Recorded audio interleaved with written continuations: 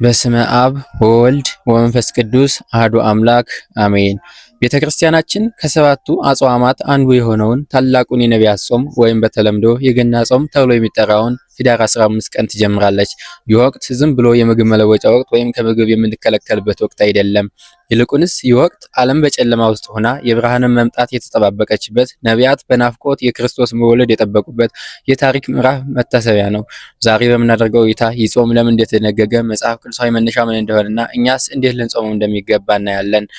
ይህን ቪዲዮ የምታዩ ሁሉ ላይክ በማድረግ ጀምሩት። ለቻናላችን አዲስ የሆናችሁ ሰብስክራይብ በማድረግ ቤተሰብ እንድትሆኑ እንጠይቃለን። አብራችሁን ቆዩ።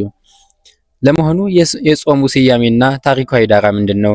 ይህ በህዳር 15 የምንጀምረው ጾም ብዙ ስያሜዎች አሉት። እያንዳንዱ ስያሜም የራሱ የሆነ መጽሐፍ ቅዱሳዊ ምስጢር አለው። ጾመ አዳም ወይም የአዳም ጾም። አዳም ከገነት ከተባረረ በኋላ ተመለስልኝ እያለ የጾመው ጾም ነው። ታሪኩ የሚጀምረው በኤደን ገነት ነው። አዳም በቃል ኪዳን ተሽሮ ከገነት ከተባረረ በኋላ አለመታዘዙን ተከትሎ ምድርን በላቡ እንዳርስት ሲፈረድበት አዳም በገነት የነበረውን ፍቅርና የእግዚአብሔር ፊት በማሰብ ልቡ ተሰበረ።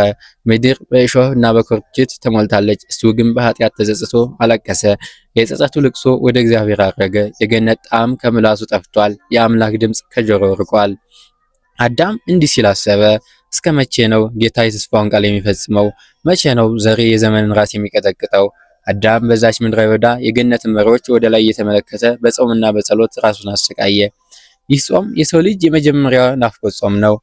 የሰው ልጅ ከእግዚአብሔር ተለይቶ የመመለሻ መንገድን በናፍቆት የተጠባበቀበት ታሪክ ነው። ስለዚህም ይህ ጾም ጾመ አዳም ይባላል። ሁለተኛም ይህ ጾም ጾመ ነቢያት ወይም የነቢያት ጾም ይባላል። ዓመታትና ትውልዶች አለፉ። የሰው ልጅ በኃጢአት ጨለማ ውስጥ መሄዱን ቀጠለ። በዚያ ሁሉ ዘመን ግን እግዚአብሔር ተስፋውን አላቋረጠም። ነቢያትን ላከ።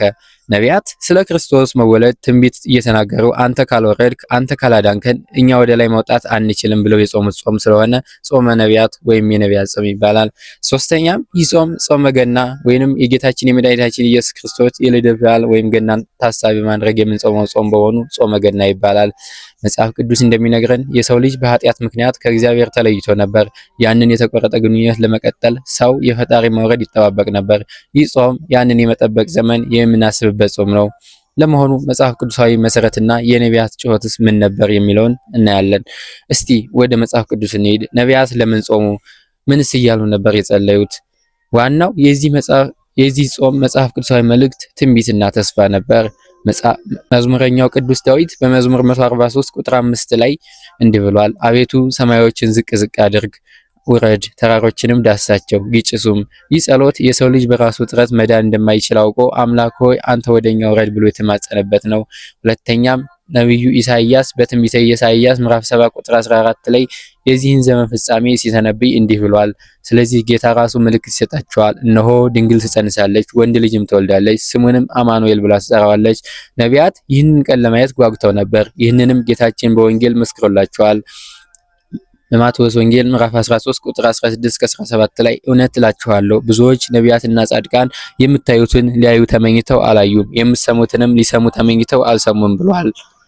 ስለዚህ እኛ ይህንን ጾም ስንጾም እንደ አሮጌው ዘመን ሰዎች በተስፋ ብቻ ሳይሆን የተፈጸመውን ተስፋ እያሰብን ፍቅሩን እያሰላሰልን መሆን አለበት። ጾሙ የፍቅር ጾም ነው። አምላክ ሰው የሆነበትን ምስጢር የምንመረምርበት ጊዜ ነው።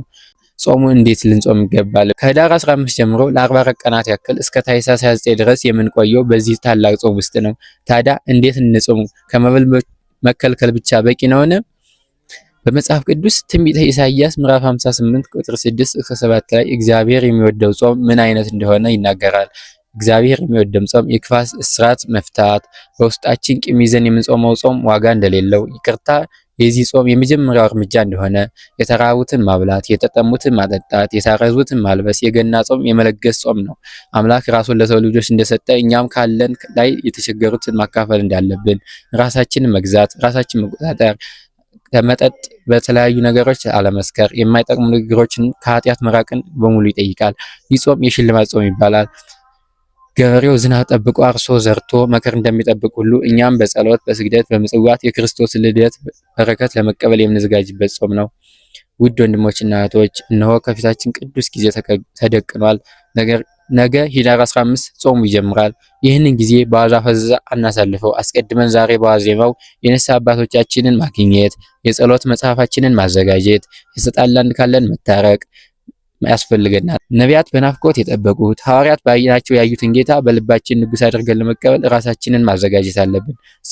ጾሙ የሰላም የፍቅርና የበረከት እንዲሆንልን እመኛለሁ። እግዚአብሔር ሀገራችንን ይባርክ። ጾሙን የኃይል እና የድል ያደርግልን። በሰላም አስጀምሮ በሰላም ያስፈጸመን አምላካችን ልዑል እግዚአብሔር ስሙ የተመሰገነ ይሁን። ቀናንሞስ ሚዲያ ወልደ ሰንበት ነኝ።